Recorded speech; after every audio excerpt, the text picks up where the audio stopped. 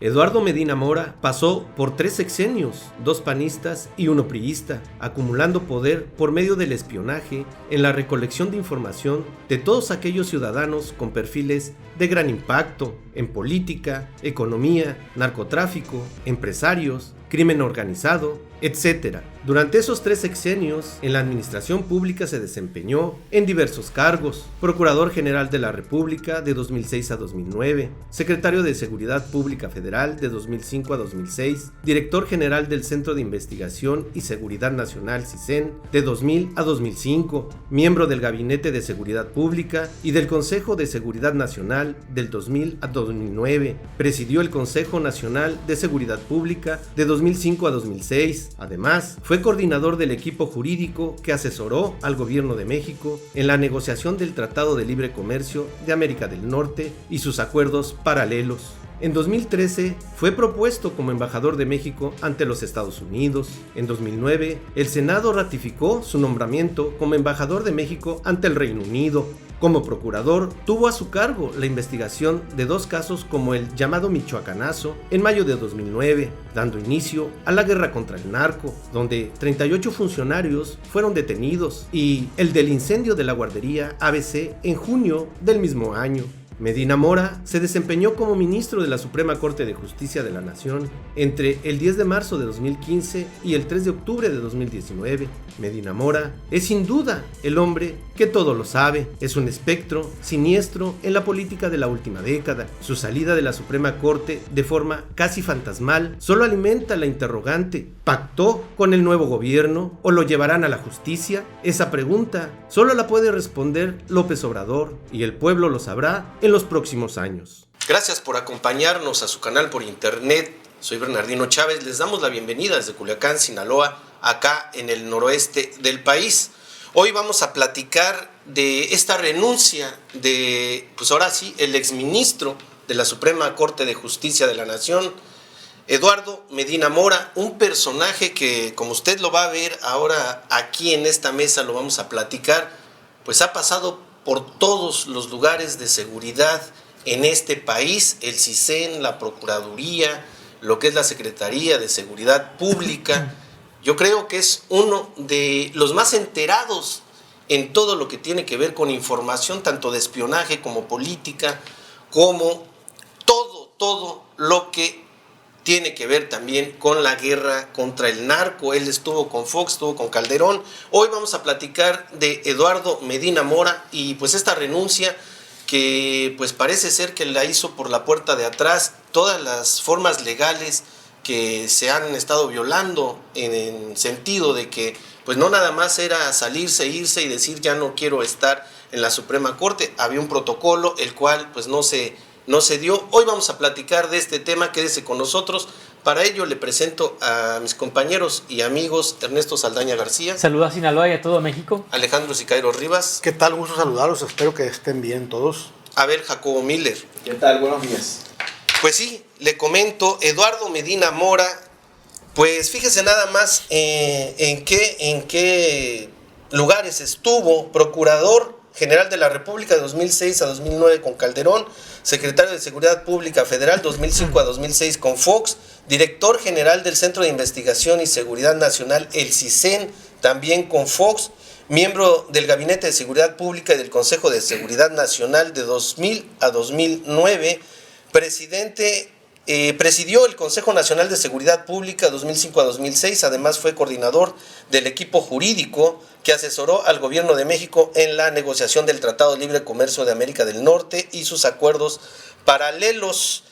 Aparte de eso, él como procurador tuvo a su cargo la investigación de 2 casos que yo creo que son emblemáticos en la última época aquí en México: el llamado Michoacanazo en mayo de 2009, donde 38 funcionarios del estado de Michoacán fueron detenidos, después fueron liberados porque pues no se les pudo comprobar que eran parte de la delincuencia organizada.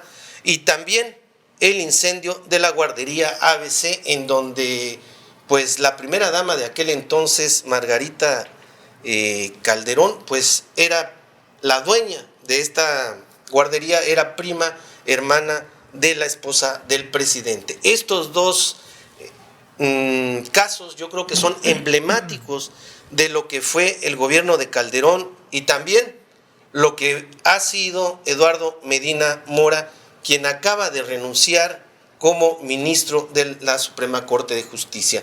Esta renuncia, pues se supone que hay todo un protocolo jurídico el cual no se llevó a cabo, pero más allá de eso, el personaje de Eduardo Medina Mora, detrás de todo lo que ha sido la seguridad, la Procuración de Justicia y pues el CISEN, que es pues la máquina que se lleva a cabo para investigar o sobre todo para espiar a todos aquellos que están en la mira del gobierno en turno. Alejandro, Eduardo Medina Mora, vemos todo esto de los puestos en los cuales estuvo, muy delicados, muy importantes, y llega la 4T y simple y sencillamente le dice, hazte a un lado, o él ve que no son las condiciones, pero no sabemos a ciencia cierta qué fue lo que pasó con un hombre de tanto poder, porque la información es poder, y más este tipo de información de la que tiene Medina Mora, pero se fue por la puerta de atrás. Sí, yo creo que ese Eduardo Medina Mora, que ahorita está ante los reflectores por cuestiones delictivas, creo yo que es de los últimos personajes siniestros del régimen mexicano que han sido marcados precisamente por la intriga palaciega, por la persecución, por esta mezcla gobierno-delincuencia, y que pues está al nivel de Lázaro Haro, aquel siniestro policía mexicano, de los Han Rom, por ejemplo, también, y que cometieron una serie de delitos, hasta crímenes incluso, pero que igual que ellos contó con la protección gubernamental siempre, ¿no? El gobierno protegiendo sus fechorías y él planteándose como un político que le sirve a México. Pero ¿para qué le sirve a México? Pues para cuestiones exactamente sucias, para el trabajo sucio. Ahora que se da a conocer que tenía cuentas con depósitos muy cuantiosos en dólares en el extranjero, en Estados Unidos y Reino Unido, si no me equivoco, pues él supuestamente opta por renunciar a la Suprema Corte de Justicia para que lo investiguen, para no entorpecer la investigación. Pero lo que destapa ahí es cómo el Poder Judicial es una cueva exactamente de este tipo de personajes que a través de la judicatura adquieren impunidad y que han sido reciclados, protegidos, y constantemente la ley ha estado de su lado, aún sabiendo los políticos con los que ha trabajado que son potenciales delincuentes. Cuando lo mandan de embajador al Reino Unido en 2013, se dijo que era para protegerlo porque acababa de pasar el momento más intenso de la guerra contra el narcotráfico, la que declaró Felipe Calderón. Entonces se decía que estaba en riesgo porque él estuvo al frente de esta batalla que bañó de sangre a México, que regó cadáveres por todo el territorio nacional. Entonces se dice, vamos a protegerlo, vamos a mandar de embajador a un lugar donde no lo pueda tocar el narcotráfico. Luego regresa y se le da tramposamente porque no pasa todos los controles que debe de pasar a quien califica para magistrado. Entonces el gobierno lo vuelve a proteger ahí, y ahora afortunadamente el gobierno de Andrés Manuel López Obrador lo sacan a relucir, lo sacan de esos espacios lóbregos donde anidan precisamente los grandes delincuentes nacionales. Yo creo que tiene mucho que explicar, mucho que responder por delitos del pasado y por delitos del presente, y también por los agravios cometidos contra miles de familias que cuando él tuvo el poder en la PGR, en la Secretaría de Seguridad Pública, pues fueron víctimas de la violencia. Alejandro dice, y creo que ese es el punto a seguir, tiene que responder, tiene que explicar por todo esto que pasó sobre su escritorio, en el sentido de tantas muertes, tanta corrupción, tanta impunidad. fue embajador en Estados Unidos y en el Reino Unido, lo mandan para allá para protegerlo. Lo que hicieron con Marisela Morales cuando termina el periodo de Calderón y la mandan de cónsul a Italia, igual porque se le había dicho que ella había estado al frente de cobrar recompensas en la PGR, ella era la que se movía para cobrar estas recompensas. O sea, sabemos que el sistema judicial en México está totalmente podrido y más allá de que ya se va, nadie lo va a mandar a que pues entregue cuentas, a que explique por qué pasaron todas estas situaciones de guerras, de espionajes, de todo. ¿Se va a ir nada más así va a quedar? Bueno, yo aquí tengo dos tipos de informaciones. La primera es sobre la vida de Eduardo Medina Mora y todo lo relacionado, la parafernalia alrededor de él, y la segunda, las funciones y lo que le compete a la Suprema Corte de Justicia. Entrando a lo primero, Eduardo Medina Mora nació el 30 de enero del 57 de una de las familias más prominentes por centurias, yo creo que ahí en el Distrito Federal de Abolengo, y de estar en la iniciativa privada y en consejos públicos, pero sin estar obrando él como servidor público, pasa efectivamente del 2000 al 2005, cuando Fox estaba a ser el director del CISEN. Tú ya mencionaste, del 2005 a 2006 fue también la última parte de Fox secretario de Seguridad Pública, del 2006 al 2009 procurador de la República. Ahí fue después de procurador cuando lo mandan de embajador al Reino Unido, a Inglaterra, del 2009 al 13, del 13 al 15 en los Estados Unidos, y luego se lo traen para ser ministro de la Suprema Corte de Justicia de la Nación. Cosa chistosa que ya había estado ya con Peña Nieto, fue esto. Desde la época de Calderón había sido acusado en múltiples ocasiones de un sinnúmero de delitos, de desapariciones, ejecuciones extrajudiciales, etc. Y uno de los requisitos que marca el artículo 95 constitucional es que se tiene que tener una probada honorabilidad para ser miembro de la Suprema Corte de Justicia. Eduardo Medina Mora, pues relacionado con Genaro García Castro, que fue con Calderón secretario de Seguridad Pública, y la misma Marisela Morales. Y no hay que olvidar el que también venía del CISEN, Luis Cárdenas Palomino, acusado de asesinato, en la cárcel estuvo de asesinato. Hay una confesión de él, dice en las fuentes públicas que con refinado cinismo y perversión de cómo cometió de joven esos asesinatos. Y mano derecha de Genaro García Castro Luna. Y qué bueno que saca a relucir Alejandro el asunto de Miguel Nazar Haro, porque él fue el jefe de Luis Cárdenas Palomino. Miguel Nazar Haro, ese que fue de los que encabezó el secuestro del hijo de Rosario Ibarra de Piedra, junto con un comandante ahí de apellido japonés, no me hagan mucho caso, algo así como Murayama, algo así. Y ellos fueron los que encabezaban la ola de secuestros ahí en un tiempo negro en el estado de Morelos, allá en Cuernavaca, que desencadenó en la caída de otro, ahorita me estoy enterando por Abel, de otro funcionario del CISEN, la antigua Dirección Federal de Seguridad, que era Carrillo Olea, y que todos esos eran del gran espía y del gran torturador mexicano Fernando Gutiérrez Barrios. Tristemente, ahí va la cadenita. Dirección Federal de Seguridad. Sí, ¿no? De la Dirección Federal de Seguridad, y que como últimos cerezas del pastel tuvieron aquel ignominioso caso de grabar una falsa detención de la francesa Florence Cassés, que empezó a destapar a nivel internacional la pudrición del sistema de justicia mexicano. Entonces, y también estuvo en el caso ABC. Y en el caso ABC, exactamente. Y este caso ABC, pues, manchaba a la familia de Margarita. Sí. Entonces tenemos una serie de nombres, pero en común es el espionaje, la tortura, las desapariciones, ejecuciones extrajudiciales, la investigación fuera de ley, de líneas telefónicas, etcétera, etcétera. Todo el trabajo sucio que desde los años 70 hasta la época de Calderón realizó el Estado mexicano para no solamente combatir el narcotráfico, sino para desaparecer a muchas personas que eran, digamos, problemáticas para el sistema, sobre todo gente de izquierda. Entonces, en todo ese contexto está Eduardo Medina Mora, y luego llega a ser una persona que ahora es juez de una de las partes que él Peña Nieto lo lleva ahí, lo propone en el Senado. Y le hacían llegar casos donde él antes como procurador era el que, digamos, mandaba hacia la Suprema Corte los casos amañados y ahora se tenía que autorrevisar. En ese contexto, llegó en el 2015 Eduardo Medina Mora a ser ministro de la Suprema Corte de Justicia de la Nación. En este caso estamos viendo, tú que manejas al dedillo esta información de seguridad, que la información de seguridad y espionaje, que pues pareciera lo mismo, pero es diferente, es el control total del Estado sobre la población, sea quien sea. ¿Es así? Sí.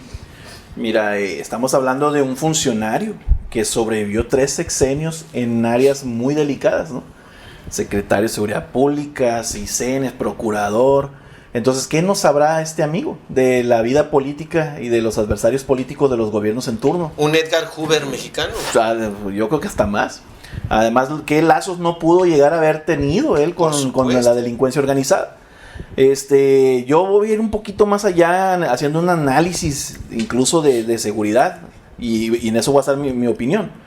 Él llega para ser tapadera de Enrique Peña Nieto a ser ministro de la Suprema Corte de Justicia, y lo vemos también como la piedra en el zapato en la corte para este gobierno, para AMLO. Entonces, de alguna manera AMLO se tenía que sacudir esa piedra, lo quita, y ahora sí yo puedo decir que ya tiene el control de la Suprema Corte de Justicia de la Nación este gobierno, como lo tiene la de los congresos y como muy pronto va a tener el de todas las policías a través de la Guardia Nacional. Entonces, ese es un foquito a mí que se me prende, no, ahorita está en amarillo, de que un gobierno republicano tiene el control de la Suprema Corte de Justicia, los congresos y próximamente de todas las policías a través de la Guardia Nacional, ¿no? Bueno, y no es que estemos ahora sí que parafraseando a los chairos que dicen que no, pero antes era igual, sino que siempre han tenido el control, el Ejecutivo siempre ha tenido el control, al menos en el presidencialismo que hay en México, siempre ha tenido el control de todas las instancias, tanto legales como políticas aquí en México, ¿no? Sí, yo creo que tienes razón, a ver, Jacobo, pero también hay que detectar, ¿no? El sacar a este tipo con esa trayectoria tan negra y que representa la época más asiaga de la política mexicana, porque alguien que pasa por el CISEN, por la Secretaría de Seguridad Pública y por la PGR, imagínate el tipo de personaje Alejandro, que en aquellos tiempos se creaban, ahí se fraguaban en esas cloacas. En tu experiencia periodística, ¿alguna vez alguien ha ocupado esos 3 puestos? Digo, también en la historia, pero alguien ha amasado tanta información tan delicada como esta. Estábamos diciendo Fernando Gutiérrez Barrios y Olé, pero pues el último fue así. Pero que tengas el control total de estas 3 instituciones, yo creo que nadie, ¿no? Yo creo que pues él es el primero. Es que es equiparable a esos sujetos delictivos que estuvieron en el gobierno, como Gutiérrez Barrios, como Nazararo, como tantos más que escribieron una época ignominiosa en la política mexicana. Pedro Paullada. Sí, o sea, ese grupo, ¿no? Entonces,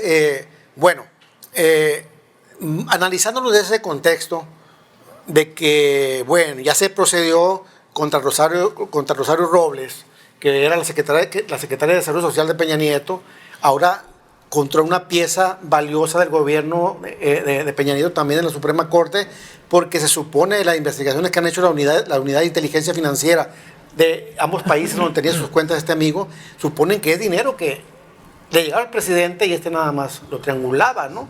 Que no era realmente para Medina Mora, sino para el presidente Peña Nieto. Entonces, exactamente, ¿no? Si el gobierno de Andrés Manuel López Obrador quiere ajustar cuentas con todos los pillos que históricamente y en la era reciente nos jugaron chueco los mexicanos, nos traicionaron, nos mintieron, nos robaron, aquí tiene un testigo de primer orden, Eduardo Medina Mora. Exactamente, él pasó por 3 sexenios y tiene toda la información de la marrullería, de los delitos, de las trácalas que hicieron estos amigos, ¿no? Entonces ahí tiene un elemento para llevarlos ante los tribunales a esos 3 expresidentes, que por cierto, ahí andan alardeando en contra del gobierno López Obrador, pero si ellos, ¿qué hicieron? ¿Qué hicieron? Pero ¿por qué no están ahorita sometidos a un juicio ante un tribunal para que también ellos paguen? está bien que se castigue este tipo de personajes, pero siento yo que siguen siendo el eslabón más abajo, el más débil, y que hay otros personajes altísimos que tienen que ser castigados. ¿Tú crees, Alejandro, esto abre pauta? Que él, Eduardo Medina Mora, una persona con toda esta información que tiene, ¿tú crees que llegue a pisar la cárcel? No. Si no la pisa, es que simplemente fue una movida de un ajedrez político para quitarlo y que no estorbara, ¿no? Y seguramente tiene también elementos de presión para el actual gobierno. Así es. Porque Andrés Manuel López Obrador fue candidato 3 veces a la presidencia de la República, 3 veces, ¿eh? Entonces, también tiene un historial ahí, pues. No, entonces, estos tipos chantajean con información, negocian con información, y sí, todo el tiempo, información es poder. Y más allá de eso también está, pues, los miembros del gabinete de Andrés Manuel López Obrador, ¿no? Por ejemplo, el mismo Bartlett, que está al ladito, y toda la información, no nada más que otro tiene que Andrés pasó por el Manuel, CISEN. por supuesto, ¿no? O sea, ellos saben quiénes son las personas estas, pero yo coincido con Abel. Si Medina Mora no es llamado a informar de todos estos lazos de crimen organizado, entonces quiere decir que hubo una negociación entre unos y otros para poder salirse librado de eso. Renuncia y quédate con toda tu lana, con todas las ligas que tienes de amarres, y no pasó nada aquí. Y eso yo creo que es lo más perverso que puede existir, que puede haber en este gobierno que encabeza Morena, ¿no? Yo creo que esto va a ser un caso esencial y muy importante del sexenio aquí de Andrés Manuel, ya que estamos viendo los inicios de lo que va a ser una tremenda telenovela. En algo que sí yo creo que es un poco aventurado decir que se va a quedar con la Suprema Corte de Justicia, que aquí lo dijo Abel, pues porque vámonos a los números, son 10 magistrados. Todos los magistrados, a excepción de uno, han sido nombrados en gobiernos del PAN y del PRI. Perdóname, pero ahí sí no quiero Espérame, pecar de bueno, no los ha nombrado Andrés sí, Manuel, pero, ni el Senado Pero la Suprema Corte de Justicia, ¿alguna vez, yo te pregunto a ti, sí, ha sido autónoma? O sea, ¿ha estado alejada de el orden ejecutivo? Es a donde voy. Nunca. Es a donde voy. Es para mí eso. Primero que los han nombrado en sexenios anteriores el Senado de la República. El artículo 95 de la Constitución habla de los requisitos para ser nombrado, y tienen que ser en menos de un mes cuando se propone esa terna. Y tienen que tener 35 años, 10 años de práctica de abogacía, etcétera, etcétera. Una serie de requisitos que tienen.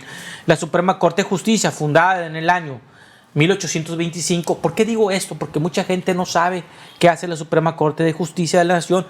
Tiene 3 funciones esenciales. Obviamente la impartición de justicia, pero en materia de amparo, o sea, cuando dice algún caso llega a la Suprema Corte de Justicia, es la última instancia, es la última para instancia resolver. Porque hubo una inconstitucionalidad en el proceso, como en el caso de Florén Cassés, que no se siguió el debido proceso del artículo 18 y 19 de la Constitución. El otro punto de la Suprema Corte... Que el voto que la libera es el de la ahora parte de Gloria, ¿cómo se llama?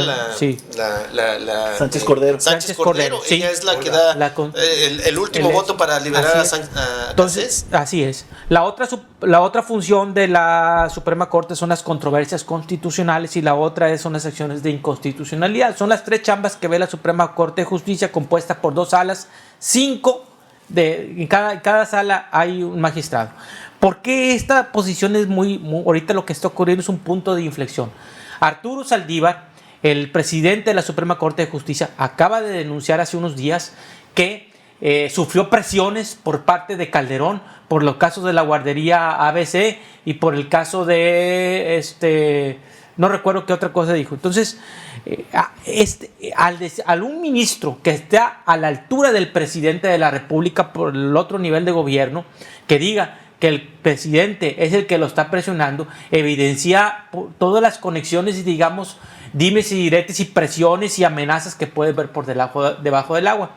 Acaba de decir Alejandro, ¿crees que la Suprema Corte ha sido autónoma? Yo te respondo honestamente, no lo creo.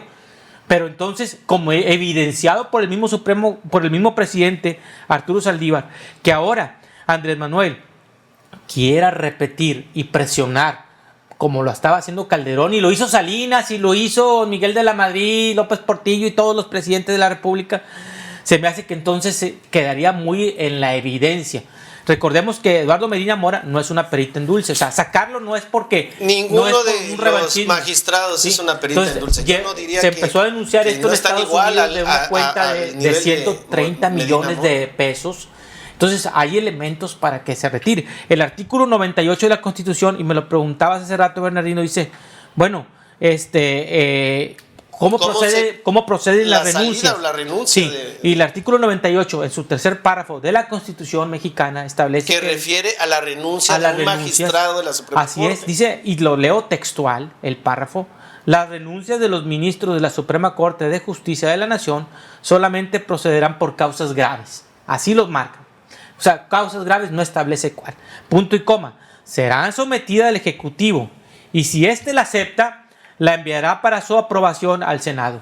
Todavía el Senado de la República, que es de mayoría de Morena, tendrá que aprobar la renuncia de Medina Mora. Tienen, a partir del conocimiento de esto, un mes para nombrar a un nuevo magistrado, de acuerdo a la ley propuesto por una terna del presidente de la República. Esos son los requisitos legales. Lo que se pueda manejar por debajo del agua, te digo, Bernardino, se va a saber. Eso no ha pasado, al menos en la práctica. Medina Mora dice, ya me voy, el Senado no se ha manifestado para decir, bueno, lo vamos a traer. Y lo tienen que traer. Lo que lo tendrían que traer, ¿no? Yo en esto sí no estoy de acuerdo con Ernesto. Yo creo que la Suprema Corte de Justicia es el último reducto del Ejecutivo para hacer su voluntad. Vienen muchísimas cosas que se van a definir en la Suprema Corte de Justicia, como cuál, pues como el aeropuerto, ¿no? El de Santa Lucía están diciendo, no, vámonos pero se resuelve uno de tantos y tantas amparos que tiene, ¿no? Pero no nada más en eso, está lo de las guarderías, está esto. Cada día se le va sumando estos amparos al gobierno de la Cuarta T que van a terminar en la Suprema Corte de Justicia. Entonces sería inocente decir que, bueno, va a tener una autonomía y no está metido el Ejecutivo, en mi punto de vista. ¿Cuál sería el tuyo en esa relación Suprema Corte Ejecutivo ahorita? Definitivamente va a ser un poder legal que va a tener para autorizarle cualquier cosa al presidente. Esa es mi opinión, ¿no? Entonces, y lo veo peligroso, ¿no? Y esta situación en donde todo parece ser que va encaminado a la Suprema Corte de Justicia, porque Morena lo que quiere es mover la Constitución por todos lados, y una sencilla situación, ¿no? Que nadie cobre más que el presidente. No, la gente se está amparando los funcionarios se están amparando para hacer eso. Entonces, vienen amparos por todos lados que se van a resolver en la Suprema. ¿Cómo hacerle a ver si encuentras que un ministro de la Suprema Corte es corrupto y que si lo remuevo, no, qué bueno, me quiero apoderar de ella? Si no lo remuevo, que no va para allá. Qué bueno que lo remueva, pero me lo meta a la cárcel. Así es. Si no lo mete a la cárcel, entonces lo removió para ser político. De acuerdo con Abel. ¿Qué es de acuerdo con lo que sería? Claro. Lo que sería una verdad en la cual la Cuarta T estaría totalmente ejemplificando. Claro. Lo que vamos a hacer es agarrarlos, sacarlos, llevarlos al banquillo, acusarlos y meterlos al bote. Por ejemplo, Rosario Robles de Algarro, yo lo aplaudí. Esa funcionaria era corruptaza, pero que no salga terminando el sexenio. Que dure todo el tiempo en su y la red de corrupción alrededor de ella también, esa no ha sido entonces, si sale Eduardo Medina Mora, bueno, yo también, no nomás quiero que salga, quiero que entre a la cárcel y que no nomás en el puro sexenio, pero yo lo dudo realmente, porque este es un tipo que sabe mucho, sabe muchas cosas, entonces tiene mucha información con qué negociar. Entonces, ok, se da el pacto político, ¿por qué no? O sea, me está estorbando. Porque al final de cuentas él es una piedra en el zapato en la Suprema Corte de Justicia para este gobierno. Entonces lo tengo que quitar de alguna manera. Salte, pero déjame entonces ahora sí trabajar, ¿no? Entonces, lo que quisiéramos todos los mexicanos es que este tipo de gente nefasta, ¿verdad? Que no nomás las quitaran de los puestos, sino que fueran a prisión y sin privilegios. Por supuesto. ¿No? Sin privilegios. Estoy totalmente de acuerdo con Abel. ¿Cuál sería tu punto de vista final, Alejandro?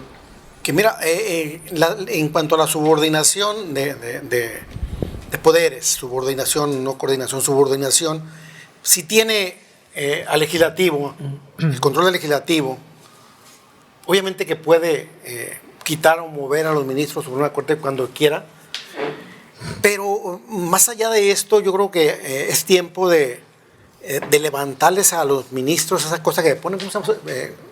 ¿Toga? Toga y birret. ¿Toga? Eso que se pone como sotana, ¿qué es? ¿La toga? ¿La toga? Bueno, es tiempo de levantarles la toga para ver qué se está fraguando ahí abajo de ellos, ¿no? Imagínate el cochinero que ha de haber debajo de las togas de cada uno. Porque ahorita ese Eduardo Medina Mora, porque hubo las denuncias de los organismos internacionales financieros de que habían detectado irregularidades, por eso se procedió, ¿no? Pero eso fue la punta del iceberg para que luego sacar todo esto que estamos sacando nosotros a relucir acá. ¿Quién fue Eduardo Medina Mora durante 3 sexenios y cómo impunemente y con privilegios salió adelante? ¿Y va a volver a salir adelante en el gobierno de Andrés Manuel López Obrador? Pues ojalá que no, y ojalá que esto sirva para una revisión exhaustiva, aunque haya enfrentamiento de poderes a la Suprema Corte de Justicia de la Nación, ¿no? Porque si no, esto va a terminar con una tremenda corte, ese programa de... Tres patines. Se acusan y se acusan, pero nunca se sentencia para nadie, ¿no? Entonces hay que pedir, ¿no?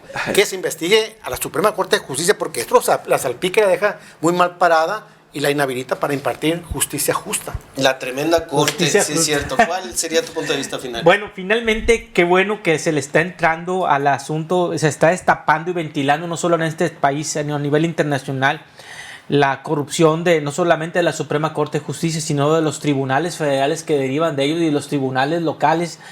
Estamos tocando ese tema porque oficialmente ya se está tocando ese tema. Antes se hablaba de la corrupción del Ejecutivo, de las secretarías, de los gobernadores y de los legislativos, y ahora estamos viendo que el Poder Judicial también está igualmente permeado. Y coincido con Abel y con Alejandro. La prueba de fuego va a ser si meten a la cárcel a Medina Mora o si hay una negociación. Si lo meten a la cárcel, quiere decir que hay una intencionalidad, ahora sí, de volver una corte autónoma y una corte que no sea objeto de presión de los poderes ejecutivos, y que se cuiden mejor los perfiles de los magistrados que van a llegar esperamos eso, ¿verdad? Y como dijo Alejandro, ojalá y no, ¿verdad? Pero eso se va a saber en los 2 años. Pero es una oportunidad que se tiene, o al mismo tiempo es una gran debilidad que se tiene. Entonces estamos en ese punto de inflexión y aquí vamos a saber dentro de 2 o 3 años qué va a suceder. Punto de vista final, Abel. ¿Qué tanto tendría que ver la Secretaría de Relaciones Exteriores con Marcelo Ebrard en la filtración de esta información, ¿no? De Medina Mora? O sea, para empezar por un hilo y sacarlo y lanzarlo. ¿No? Bueno, estamos llegando a la parte final de este programa. Si Medina Mora sale, se va y nadie hace absolutamente nada, entonces ese es el nivel de corrupción e impunidad que existe actualmente en este país. No le movamos, así es. Si hay algún tipo de juicio y se le llama a rendir cuentas, va a ir en proporción a eso, la credibilidad de Andrés Manuel López Obrador. Esperemos que así sea, no queremos repetir sexenio tras sexenio lo mismo. Gracias, nos vemos en una siguiente ocasión. Hasta entonces. Hasta luego. Nos vemos.